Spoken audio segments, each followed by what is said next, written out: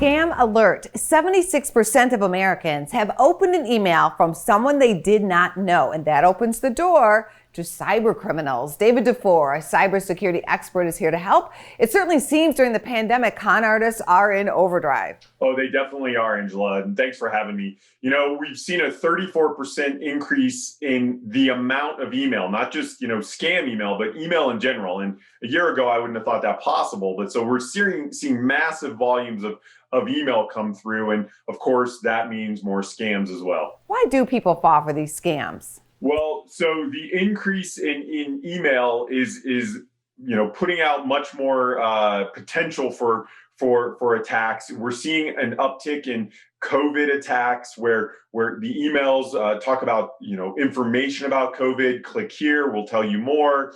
The emails also include a lot of links around if you want a stimulus check, click here and enter your bank account information. And then additionally, we're seeing a lot of with the video chats and the video meetings. We're seeing an uptick in the Zoom meetings, the GoToMeeting types of threats that are saying, hey, somebody just sent you a meeting, you need to click here and install this. So simply with the volume and focus on COVID and such, we're seeing just a massive number of emails go out that are causing people to click simply because of the urgency. And with that work from home nature, we're maybe not paying as much attention as we should be to these types of threats because we have so many things going on around us at the house. What can people do to protect themselves? And did you find anything surprising in your recent study? Well, one of the big things you can do is be vigilant.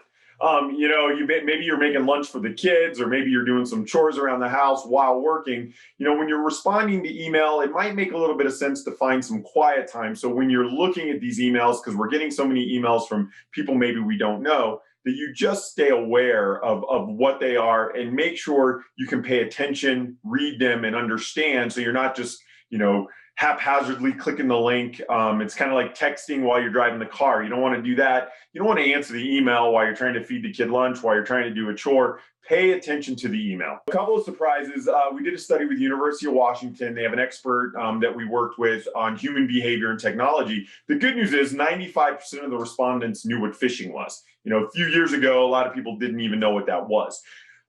Bad news was 75% of folks, and myself included, were clicking on emails from people we don't know. We kind of have to do this with this work from home world we live in now. So really, if we're doing that, we just need to be vigilant, pay attention to where this email came from. Why would we want to click on it? Does it make sense what we're seeing? And just kind of question it before we drive through the email and click links. Webroot.com/click is where you can go for more information. And we really have ways to protect yourself out there on that website. Thanks so much for being on our show.